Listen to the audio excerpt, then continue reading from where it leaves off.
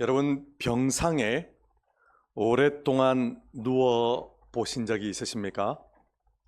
아마 하얀 침대에, 그 좁은 침대에 누워 계셨던 적이 다들 있으시겠지요. 꼼짝할 수 없을 때면, 정말 팔다리도 움직이는 것이 쉽지 않으실 때면 이 자유롭게 움직이는 사람들이 얼마나 부러운지 모릅니다.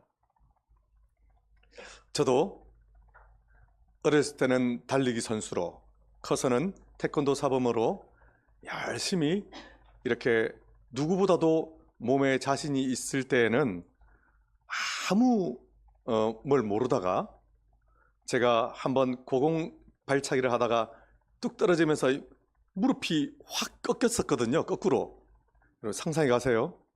그래서 무릎 수술을 2번을 감행을 했는데요. 첫 번째 수술을 했을 때는 그래도 마음이 괜찮았는데, 2번째 수술을 할 때는 제 마음이 무너졌습니다. 내가 정말 앞으로 걸어 다닐 수가 있을까? 내가 앞으로 정말 달리기를 또 할 수 있을까? 너무 걱정이 되어서 제 드레싱을 마지막 나오던 날, 마지막 드레싱을 담당해주는 간호사, 그때 나이가 20대 중반 됐을라나, 아주 어린 저희 아들하고 나이가 비슷하죠. 이제 제가 물어봤습니다. 걱정스러운 마음으로. 제가 또 의학적으로 제가 모르는 건 아닌데 너무 걱정이 돼서, 제가 다시 달릴 수 있을까요? 이렇게 물어봤습니다. 여러분 같으면 뭐라고 말씀을 하실까요? 그 간호사님이 이렇게 이야기를 했습니다. 환하게 웃으면서 그럼요. 그럼요. 그렇게 이야기를 하더라고요. 참 신기하죠? 저는 객관적으로 쉽지 않다는 것을 알고 있었습니다. 그런데 그 분의 그 환하게 웃으면서 그럼요 했던 그 말이 잊혀지지가 않았고, 결국 저는 그 말에 위로를 얻어서 나중에 재활 열심히 했고요. 지금 진짜로 가볍게 다시 달리고 있습니다. 얼마나 감사한지 모릅니다. 정말 여러분, 모든 것을 다 잃고 병상에 누워 계실 때 진짜 아침에 창문 밖에서 이렇게 화사한 햇살이 이렇게 쫙 들어오지 않습니까? 그 자체가 이제 보통 일이 아니죠. 진짜 놀라운 은혜인데요. 또 누군가의 도움을 입어서 몸을 일으키는 것 자체가, 또 여러분 이 보행기, 그죠? 우리가 한 살도 안 되는 아기도 아닌데 이 보행기를 짚고 병실 복도를 몇 걸음 이렇게 아장아장 걸을 때, 그때 이 처음 걸음마 배우는 아기들 막 신기해하는 것처럼 사람들이 박수 치면서 할 수 있어, 화이팅! 화이팅! 하면서 이렇게 막 사람들이 응원해 줍니다. 그럴 때면 정말 감격스러운데요. 우리가 건강할 때면 우리는 항상 어디로 빨리 갈 것만을 생각하며 살아왔습니다. 근데 연세가 조금씩 들어가면서, 또 여러분들 몸이 편찮아 가시면서, 얼마나 여러분들 또 정말 죽음의 위기를 겪고 다시 이렇게 돌아오신 분들은 아실 거예요. 내가 다시 숨을 쉴 수 있다라고 하는 것, 내가 다시 걸을 수 있다라고 하는 이 자체가 얼마나 큰 은혜인가 하는 것이죠. 여러분들 병원에 이렇게 오랫동안 있다가 이제 나오시면 병원 문 앞에 이 병원 안에 있을 때는 느끼지 못하던 이 자연스러운 바람, 이 여름에 부는 바람도 얼마나 이 상쾌하게 느껴지는지 모릅니다. 그러면서 천천히 걸을 때 이전에는 느끼지 못했던 고백이 가슴 깊은 곳에서 나오게 되는데요. 하나님, 오늘도 숨쉬게 하심을, 하나님, 오늘도 다시 걷게 하심을 감사합니다. 이게 정말 회복되는 기쁨 아니겠습니까? 근데 여러분, 회복이란 단순하게 몸이 회복되는 것만을 의미하지 않지요. 여러분, 몸이 우리가 회복이 됐는데, 그래서 여러분 댁에 이제 돌아오셨습니다. 그런데 마음은 아직 병상에 누워있는 경우들이 많이 있죠. 아니, 일상에 돌아왔습니다. 근데 영혼은 여전히 상실과 두려움과 아픔 속에 머무를 수가 있지요. 이 오늘 성경 말씀에서 우리에게 주시는 회복은 모든 무너진 상황이 이 일상으로 돌아오는 우리의 몸의 회복보다 훨씬 더 깊은 회복을 의미합니다. 하나님을 다시 배우고 그분 앞에서 나를 다시 발견하고 용서의 은혜로 내가 다시 일어서서 주님과 함께 걸어가게 되는 것입니다. 그래서 오늘 이사야가 경험한 회복이 그러한데요. 우리 오늘 1절에서 4절까지 말씀을 집중해서 보면 1절 제일 처음에 한번 보세요. 여러분, 우시야 왕이 죽던 해, 이렇게 시작을 하죠. 여러분, 우시야 왕은 남유다의 아주 괜찮은 왕이었는데요, 무려 52년 동안 유다를 다스렸습니다. 나라를 강하게 만들었고요, 백성에게 오랫동안 안정감을 주던 정말 괜찮은 왕이었습니다. 여러분, 아니, 이런 집안으로 치자면 집안의 든든한 기둥과 같은 분, 또 나라에 이렇게 훌륭한 왕이 이제 갑자기 죽은 거예요. 한 사람이 그냥 죽은 것으로 끝이겠습니까? 아니요. 이 나라의 기둥이 사라진 것입니다. 백성들을 이제 누가 지켜주며 앞으로 어떤 일이 일어나며 너무 모든 게 불분명해지고 불안해지게 된 것이죠. 이사야 선지자도 말로 다 못할 이런 답답함과 안타까움과 이런 게 있었을 텐데요. 그리고 바로 얼마 지나지 않아 바로 그 해에 이사야 선지자는 주께서 높이 들리신 그 여호와의 보좌는 왕의 의자를 보좌라 부르지 않습니까? 아니, 고개를 들어 보니 여호와 하나님께서 저기 아름답게 높은 보좌에 계신 것을 보게 됩니다. 여러분, 땅의 왕은 죽었습니다. 근데 영원한 왕은 아직 살아계시고요, 땅의 왕의 보좌는 비었습니다. 그런데 영원한 왕의 보좌는 아직도 그대로 계시고요.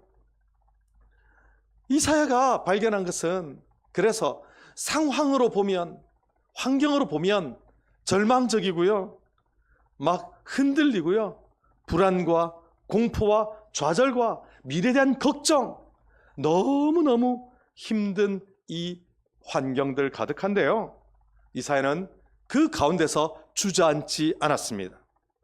여전히 살아계신 하나님, 여전히 우리를 사랑하시는 하나님, 여전히 우리를 인도하시는 하나님을 그가 바라보았는데요, 놀라운 사실은 바로 그처럼 살아계신 여호와 하나님을 바라보는 것으로 우리의 회복이 바로 거기서 시작되는 줄로 믿습니다. 여러분, 우리에게도 사실 우시야가 죽던 해, 이 같은 위기가 있지 않으세요? 위기가 다 있습니다. 우리가 의지하던 사람이 하루아침에 갑자기 떠나기도 하고요, 건강이 막 갑자기 무너지기도 합니다. 그리고 오랫동안 여러분들 잘 해오시던 일이 갑자기 와르르 무너집니다. 또 소중한 관계가 갑자기 부서지기도 합니다. 그리 되면 우리는 마음이 무너져 가지고요, 보통 어떻게 되냐 하면 그 빈자리만 계속 봐요. 이 상실의 시대, 계속 상실감만 우리 가슴을 짓누릅니다. 우리가 보통 사랑하는 분이 아주 귀한 분이 돌아가시면, 여러분, 막 우리 예수님 믿어서 그나마 우리가 울음을 견딜 수 있는 힘이라도 있지, 여러분, 장례식장 가보세요, 화장터 가보세요. 그 절망적인 울음이 이 끝도 모를 정도로 그냥 울려 퍼지는데요. 이 애도 시간을 충분히 가지면서 이렇게 회복하는 상담들을 진행하다 보면 이 어떤 이 마음들이 있냐면, 그분을 의지했는데 그분이 안 계시니 이제 나는 어떻게 살아야 될지 모르겠다, 이런 거예요. 그러니까 사실은 그분을 걱정하는 게 아니고 나를 걱정하는 거죠. 이제 내가 어떻게 살아가야 되나. 너무 고통스럽거든요, 내가. 그런데 성경에서는 우리의 이 절망적인 상황, 우리의 이 상실의 상황, 고통의 상황, 이것을 계속 바라보지 말고 우리의 시선을 하나님께서 옮겨주시는데요. 영광스러운 하나님, 살아계신 하나님, 나를 사랑하시며 나를 위하여 가장 아름다운 일을 일으켜주시는 그 하나님께로 우리의 시선을 먼저 옮겨주십니다. 그리고 우리가 기억해야 될 것은, 나를 붙들어 주시는 그 하나님은 결코 어디로 가지 않으셨다는 거예요. 이사야가 눈을 들어 딱 보니 성전에서 그 높은 곳에 성전이 있는데, 그곳에서 스랍들은 여호와 하나님을 섬기는 이 천상의 존재들입니다. 3절 말씀에 보니까 거룩하다, 거룩하다, 거룩하다. 우리 오늘 찬송한 것처럼 거룩, 거룩, 거룩, 이 찬양을 올려드리며 그들이 만군의 여호와여 그의 영광이 온 땅에 충만하도다, 이렇게 그들이 찬양을 올려드리는데요. 여러분, 거룩하다는 뜻이 무엇일까요? 그것은 다름 아닌 이 땅의 그 어떤 것과도 다른 구별되시는 분, 온전하게 우리의 만군의 하나님 여호와이심을 드러내는 거죠. 여러분, 모든 사람들은 다 불안해합니다. 상황이 너무 끔찍하고요, 도무지 앞이 보이지 않습니다. 그래서 다들 절망하는데, 아니, 천상의 그 존재들이 여호와 하나님의 거룩하심을 찬양하고 있죠. 현실에는 불안이 가득한데 하늘에는 여호와 하나님의 영광이 가득하니까 이게 무슨 뭐가 이 불협화음 같은데요. 그러나 이 장면을 두고 우리의 그 종교개혁자 칼빈 선생님은 이렇게 주석에서 말씀하셨습니다. 제가 읽어드릴게요. 들어보세요. 성전을 가득 채운 하나님의 옷자락은 어떤 지상의 왕과도 비교할 수 없는 하나님의 장엄하심을 드러낸다. 그렇습니다. 하나님의 옷자락만으로 그 성전에 가득하다는 것은 그분의 통치, 그분의 영광, 이것이 인간의 생각으로 헤아릴 수 없이 크고 위대하다는 뜻인데요. 여러분, 하나님의 통치가 나와 상관이 없을까요? 하나님의 위대하심이 나와 상관이 없을까요? 결코 그렇지 않습니다.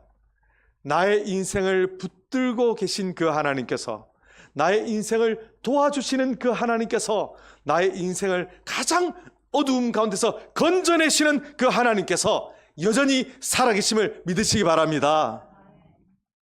우리가 생사가 오가는 막 막 불안하게 이렇게 신호가 울리는 가운데 병실에서 여러분 천장만 딱 바라보고 있으면 이 기분이 어떻습니까? 아무데도 못 가는 건 당연하고, 먹는 것도 딱 이 병원에서 주는 죽만 먹어야 돼요. 세상이 그냥 완전히 좁아져 버린 것 같습니다. 온통 세상이 다 쪼그라들어가지고 천장만 이렇게 바라보고 있는데, 그때 아니 희미한 불빛 사이로 막 뭐가 이렇게 내가 이렇게 이대로 죽는 건가 사는 건가, 지금은 대체 낮인가 밤인가 구별도 안 되고 이렇게 하는데, 그러한 불안과 고통의 밤을 지나고 아침에 해가 뜨고 간호사 선생님이 이 커튼을 쫙 여는 순간 햇빛이 찬란하게 들어오면서 갑자기 창밖으로 아름다운 자연이 쫙 펼쳐져 있는 것을 우리는 발견하게 됩니다. 나는 병실에서 그냥 이렇게 이 밤에 끝나는 줄 알았는데 아니었어요. 병실 밖에는 여전히 아름다운 산과 들과 강과 참새들이 짹짹 날아다니고 비둘기가 푸투툭 날아다니는 그런 아름다운 세상이 여전히 있는 것입니다. 여러분, 놀랍죠? 이 아름다운 빛은 어디에서 옵니까? 이 태양이 지구를 비춰가지고 되는 거잖아요.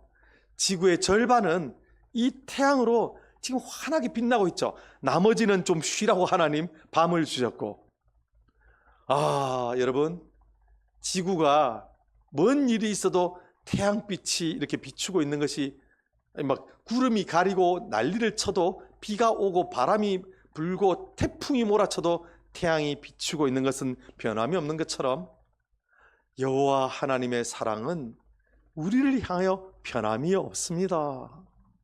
그래서 내가 막 현실을 부정하고 나는 아프지 않아, 잘 될 거야, 이렇게 막 믿어서 우리가 회복되는 게 아니고요, 크신 여호와 하나님을 바라보면서 우리에게 회복이 실제로 일어나게 되죠.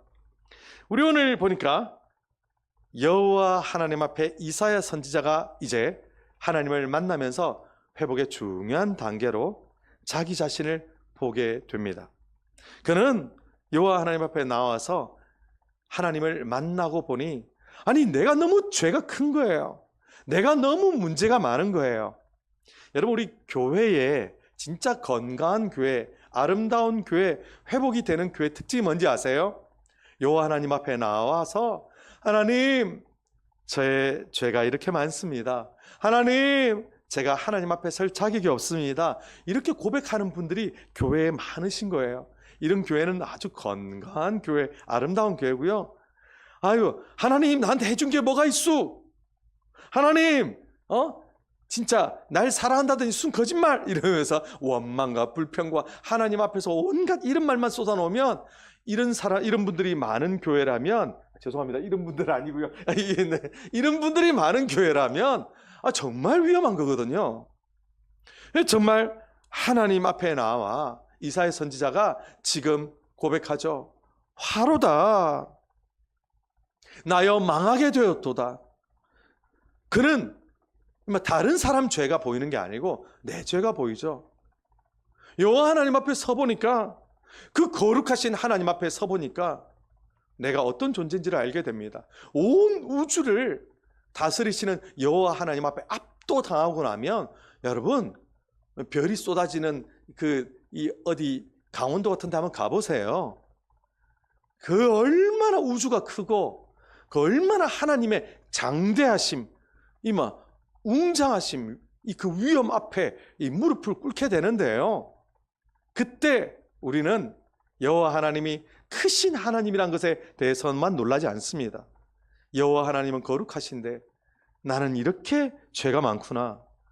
이사야 선지자 이것을 발견하고 나의 죄와 나의 연약함을 정직하게 고백하는데요, 나 입술이 부정한 사람입니다. 입술이 부정한 백성 가운데 내가 거주하면서 여호와 하나님께 온전하게 나갈 자격이 없습니다. 이렇게 간절히 고백하며 하나님 앞에서 부끄러워서 어쩔 줄을 몰라 하는데요, 여러분, 놀라운 사실이 뭡니까? 7절 말씀해 보니 그 서랍 가운데 하나가, 이 천사 같은 그 존재가 내게 숯불을, 여러분, 숯은 한국 사람들에게 정말 특별하죠. 이 고기 구워 먹을 때 쓰지 않습니까? 벌겋게 달궈진 이 숯을 그 서랍 하나가 들고 오더니, 아마 손으로 들고 오진 않았을 거예요, 그죠? 집게로 들고 오더니 이사야 선지자 입술에 이거는 여러분 상징입니다. 실제로 그렇게 한 건 아닙니다. 아니, 이렇게 입술에 닿았는데, 제단 숯불 내 입술에 대니, 이렇게 정말 어찌 주잘까 주여 나를 보내주셔서, 우리 찬송가도 있는데요, 이사야 선지자의 그 죄가 깨끗하게 사하여지는 은혜가 임하게 된 것입니다. 얼마나 감사한지요. 여러분, 이게 꼭 입술만에 죄가 사해졌다는 것이겠습니까? 아닙니다. 우리가 알고 보면요, 여러분, 눈으로 범죄하는 거 꽤 많죠. 우리가 한 주간 살아가면서 정말 보지 말아야 될 것들을 우리가 본 경우들도 많고요. 손으로 범죄한 건 얼마나 많습니까? 만지지 말아야 할 것들을, 클릭하지 말아야 될 것들을 손으로 찍지 말아야 될 것들을 내가 찍은 일들도 많고요. 발로 지은 죄는 또 얼마나 많습니까? 가지 말아야 될 것들을 우리가 갔지요. 여호와 하나님께서 금하신 것들을 우리 아무렇지 않게 행했던 죄악들이 여전히 있습니다. 그런데 그리고 또 우리 입술은 어떻고요?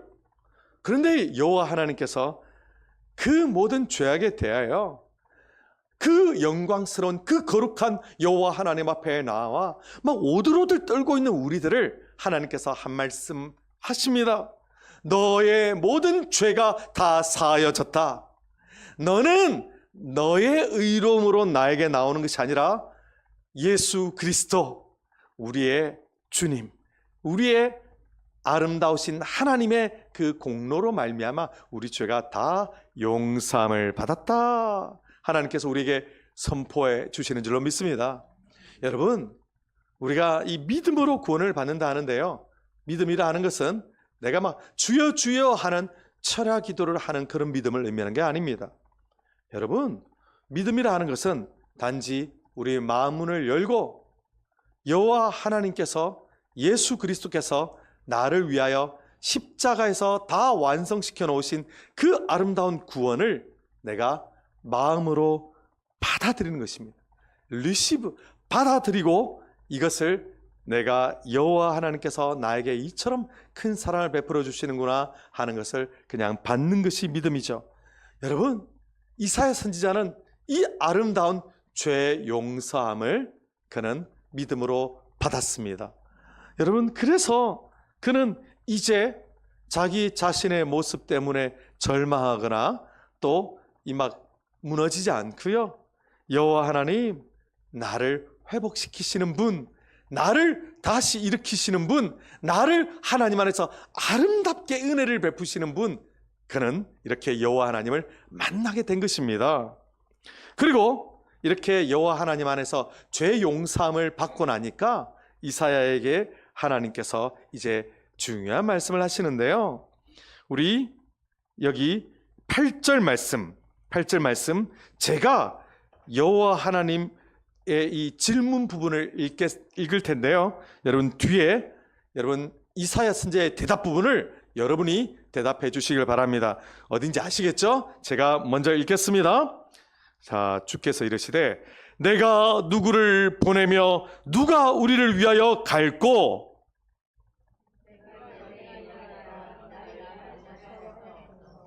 아멘. 여러분, 어딘지 잘 못 찾으셨던 분도 계신 것 같은데 다시 한번 가보겠습니다. 자, 제가 여호와 하나님 질문 부분을 읽겠습니다. 여러분이 이사야 선지자의 대답 부분을 읽어주십시오. 자, 주께서 이르시되 내가 누구를 보내며 누가 우리를 위하여 갈꼬? 아멘. 여러분, 이사야 선지자에게 하나님께서 이 귀한 사명을 이제 주시는데요, 이것은 이사야 선지자가 스스로 힘이 있어서가 아닙니다. 여호와 하나님께서 그를 죄악 가운데서 건져내셨고 그에게 사명을 주시기 때문에 이사야 선지자가 반응하며 이제 가게 되는 것인데요, 여러분, 우리가 병상 침대에서 이제 막 일어나게 되면 우리 얼마 못 갑니다. 그런데 일어나서 한 걸음 한 걸음 이제 연습하면서 가게 되면 정말 우리가 감격스러운데요, 중요한 것은 얼마나 옛날처럼 잘 걷느냐가 아니고요, 가장 중요한 것은 내가 다시 걷게 됐다는 사실 그 자체입니다. 이것이 바로 회복이기 때문이죠. 신앙의 회복이 이와 같습니다. 어느 날 갑자기 내가 막 모든 일들 잘하게 되느냐? 아니요.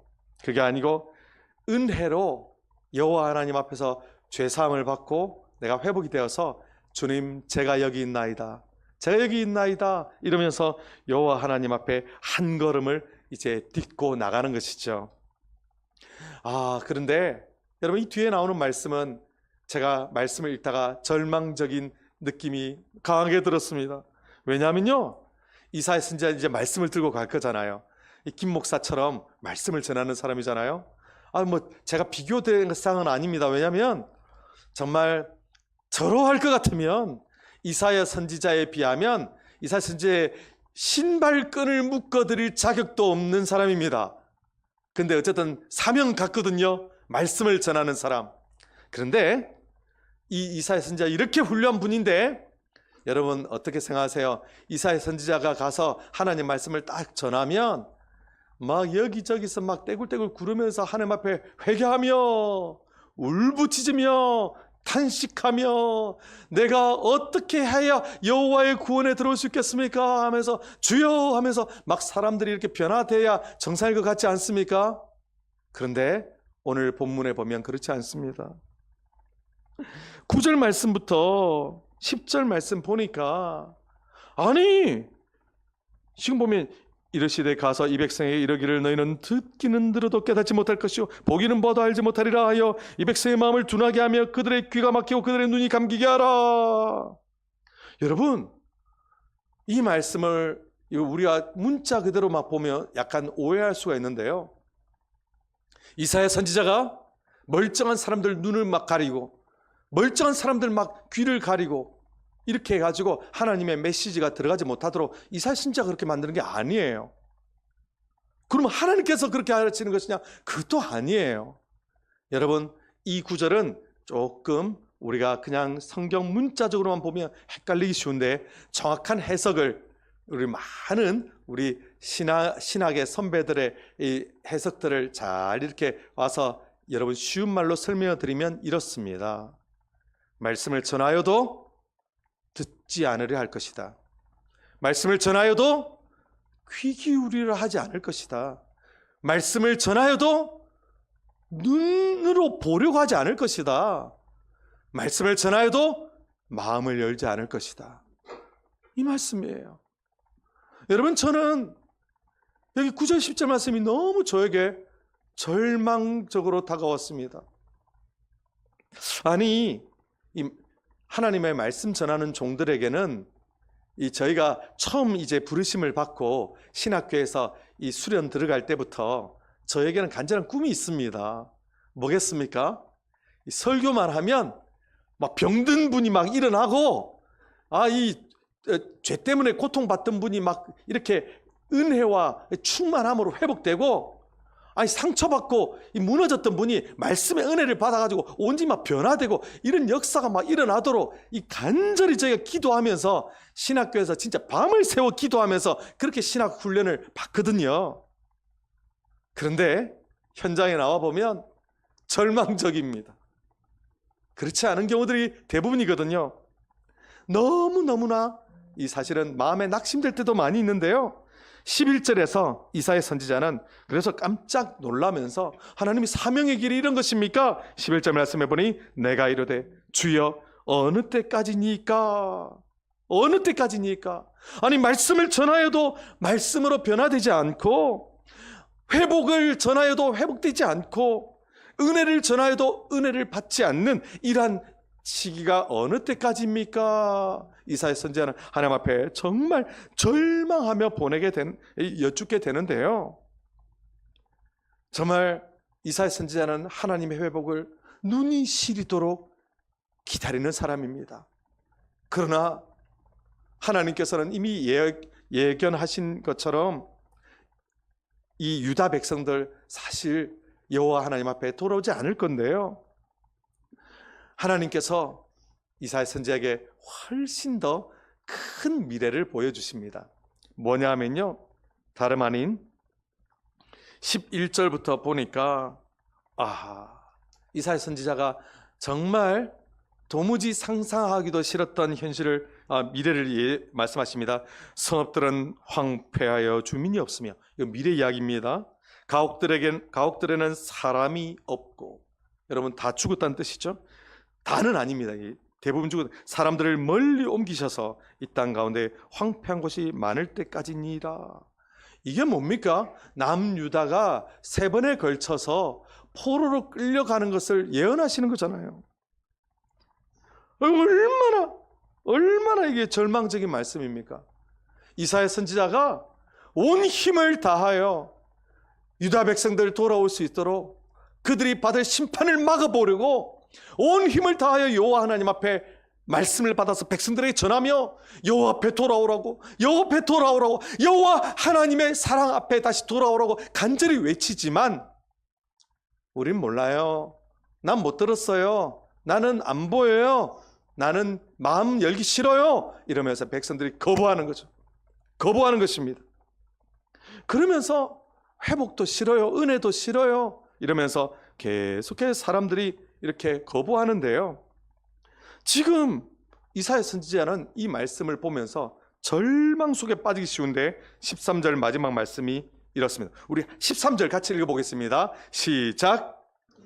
10분의 1이 아직 남아있을지라도 이것도 황폐하게 될 것이나 밤나무와 상수리나무가 배임을 당하여도 그 그루터기는 남아있는 것 같이 거룩한 씨가 이 땅에 그루터기니라 하시더라. 아멘. 여러분 여기서 뭐 밤나무, 상수리나무 무슨 이게 나무일까 너무 궁금해하실 필요 없고요. 모든 나무가 이렇게 보시면 됩니다. 다 배임을 당하는 것처럼 이 나라가 쑥대밭이 될 것을 말씀하시는 거죠. 지금 여러분 이게 그루터기 아닙니까? 그루터기는 나무가 배임을 당하고 나서 이제 그냥 끝난 거죠. 나무에 생명이 다 있는데 여러분 오늘 말씀에 보니 거룩한 씨가 이 땅의 그루터기니라 하나님께서는 이 베어버린 나무 그루터기에서 새 생명을 거룩한 씨를 통하여 다시 생명의 역사를 이어갈 것을 약속하고 계신 것입니다. 여러분 모든 것을 잃어버린 것처럼 회복이 불가능한 것처럼 도무지 생명이 이제는 싹트지 못할 것처럼 절망적인 상황이 계속될 수도 있습니다.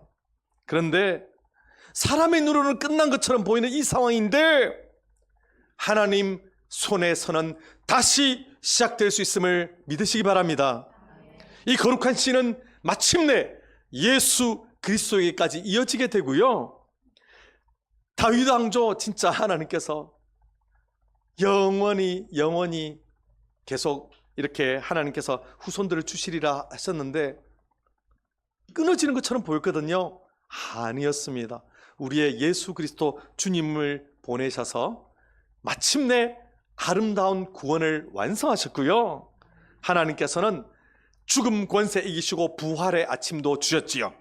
그리고 우리의 회복, 우리의 능력, 우리의 노력, 우리의 가치 때문에 회복이 있는 것이 아니라 우리의 주님 되시는 그리스도, 우리의 주님 되시는 예수 그리스도 안에서 우리를 회복시켜 주실 것을 약속하셨습니다. 여러분 얼마나 감사합니까? 병상에서 이제 일어나 아침 햇살을 환하게 받으면서 여호와 하나님께서 내 몸에 다시 회복시키시는 역사를 주시는 것을 내가 몸으로 느끼면서 이제 코로 자연의 공기를 맞으면서 또 다리에 이 대지의 힘을 받으면서 한 걸음 한 걸음 뗄 그때 여호와 하나님께서 나와 우리 모두를 회복시키시는 것을 여러분 그날이 속히 오게 될 줄로 믿습니다. 하나님의 은혜가 참으로 크지요. 내가 모든 문제가 해결되고 나서 이러한 은혜를 받는 걸까요? 그렇지 않습니다. 내 이 땅에서의 문제는 막 나무가 다 베이는 것처럼 성읍이 황폐한 것처럼 너무너무 절망적인 상황이 계속될 수도 있습니다. 그러나 여러분 잊지 마십시오. 저 거룩하신 영광의 보좌에 앉으신 여호와 하나님, 나를 사랑하시는 여호와 하나님, 나를 위하여 가장 아름다운 일을 일으키시는 여호와 하나님께서 살아계심이 변치 않는 줄로 믿으시기 바랍니다. 하나님께서는 마침내 우리를 회복시키실 것입니다. 그래서 완전히 배임을 받은 것 같은 그 나무 그루터기에서 거룩한 씨, 새로운 생명을 자라게 하실 것입니다. 그리고 우리의 인생 가운데 다시 아름다운 햇살을 비춰주실 텐데요, 주님 안에서 우리는 회복될 것입니다. 아름답게 살아날 것입니다. 다시 주님의 말씀으로 일어나 여호와의 은혜 안에 우리가 다시 살아나 우리가 한 번도 경험해보지 못했던 아름답고 위대한 놀라운 부흥이 바로 우리 평안 플러스 모든 성도님들의 개인과 우리 교회에 가득하게 될 줄로 믿습니다.